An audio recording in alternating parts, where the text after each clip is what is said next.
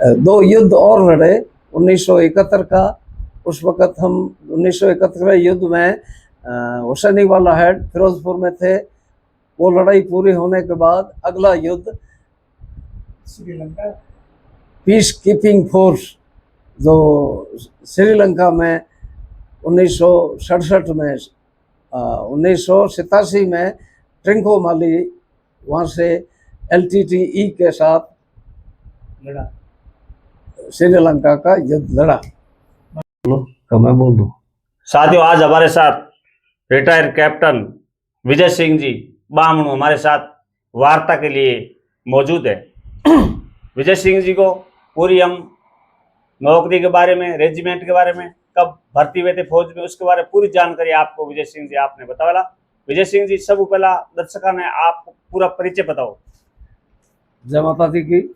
मैं कैप्टन विजय सिंह बामणु, उम्र 82 साल, भारतीय सेना में भर्ती हुआ नवंबर 1962।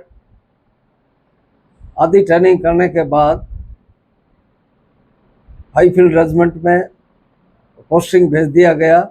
उस वक़्त चीन और भारत की लड़ाई शुरू हो गई थी 1962 की। उस वक़्त मेरी पलटन हाईफील्ड रेजिमेंट सेला टॉप पे थी। वो लड़ाई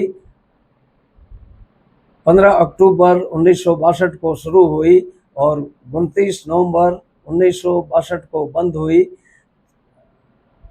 इसमें भारत को मुंह की खानी पड़ी। हार का कारण था भारतीय सेना को उस बॉर्डर की जानकारी नहीं थी। भारतीय सेना के पास बर्फ वाले कपड़े, स्नो क्लोथिंग नहीं था। हथियार जो अंग्रेज छोड़ के गए थे वो थे 303 राइफल और 25 पाउंडर गन। ये 1 महीने 25 दिन लड़ाई चलने के बाद चाइना एडवांस करता गया और इंडिया का विड्रॉल होता रहा। इंडिया करीब करीब 300 किलोमीटर पीछे तेजपुर तक विड्रॉल कर गया।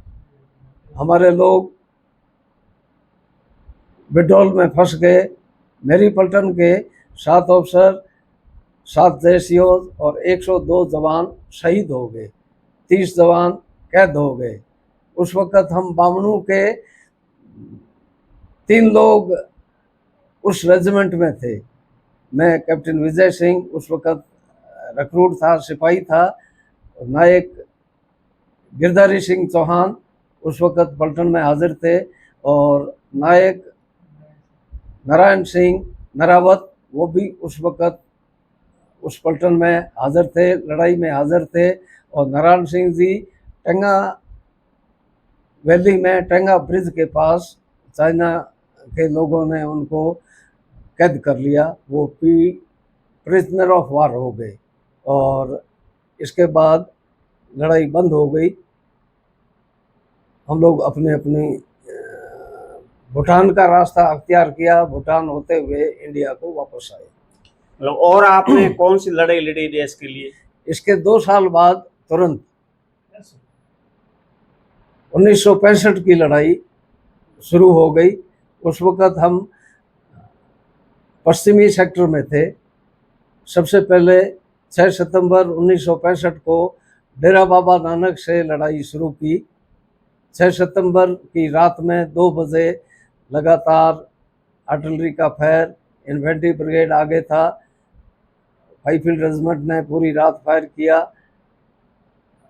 हमारा टारगेट था डेरा बाबा नानक ब्यास नदी के ऊपर DBN ब्रिज, वो ब्रिज पाकिस्तान के एरिया में है, उस ब्रिज के ऊपर कब्जा करना था। पहली रात हम कब्जा नहीं कर पाए। दूसरी रात दोबारा अटैक किया, उस ब्रिज पे कब्जा किया। हमारे साथ में 2nd राज राइफल, 6 मद्रास और 54 GR गोरखा राइफल थी। 3 दिन वहाँ से लगातार फायर किए। चौथे दिन हम चले गए वाया तरन तारण पट्टी होते हुए एक खालड़ा जगह है, उसमें गन पोजीशन डिप्लॉय हुआ। खालड़ा में पूरे कोर आर्टी ने फायर किया, 85 तोपों ने फायर किया, और आगे पाकिस्तान का एक शहर था बरकी, उस बरकी शहर पे 10 तारीख को रात में 2 बजे कब्जा किया। आगे एडवांस में थी, अटैक करने वाली थी 3 जाट और 13 पंजाब। इन्होंने संगीन के साथ फायर फाइटिंग करके और उस शहर के ऊपर कब्जा किया। अगले दिन सुबह 11 तारीख को 5 फील्ड रेजिमेंट की गन पोजीशन पे दुश्मन का एयर अटैक हुआ। 3 फाइटर जहाज आए और हमारे गनों के ऊपर, तोपखाने के ऊपर लगातार आधा घंटे तक उन्होंने फायरिंग की। उस फायरिंग में हमारी पापा बैटरी की एक गन बर्बाद हो गई। अम्युनिशन की 5 गाड़ियों में आग लगी और उन गाड़ियों में अम्युनिशन भरा हुआ था, उस अम्युनिशन में भी आग लग गई।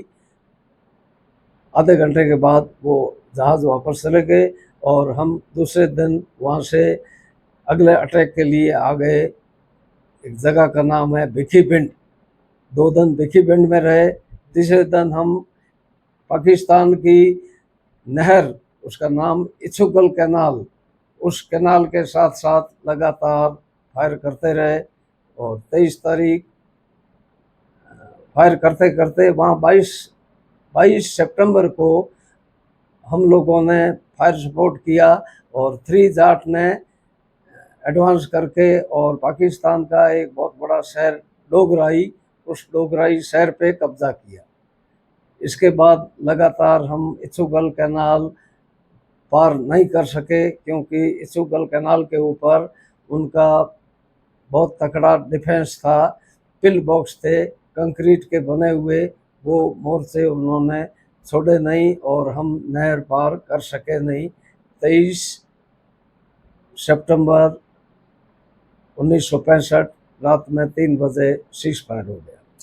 अच्छा, अभी आपके हमने जो तस्वीर में देखा था कि एक ऑस्ट्रेलिया की मैडम आपके यहाँ घर पे आई थी बामणू में, वो किस वजह से यहाँ आई थी? क्या रिलेक्शन था आपके आर्मी में? हाँ, जो बच्चे नाम एक लेडीज ऑस्ट्रेलिया से आई थी, इसके पिताजी 1962 की लड़ाई में हमारी रेजिमेंट में, 5 फील्ड रेजिमेंट में अफसर थे। कैप्टन दलवी उनका नाम था और वो अपने पिता के, वो कैप्टन साहब 1962 में शहीद हो गए। वो अपने पिता के हालचाल पूछने के लिए घूमते घूमते आर्मी हेडक्वार्टर गई, 5 फील्ड रेजिमेंट गई और फिर बामणू गांव आई। यहाँ स्वागत हुआ जोरदार।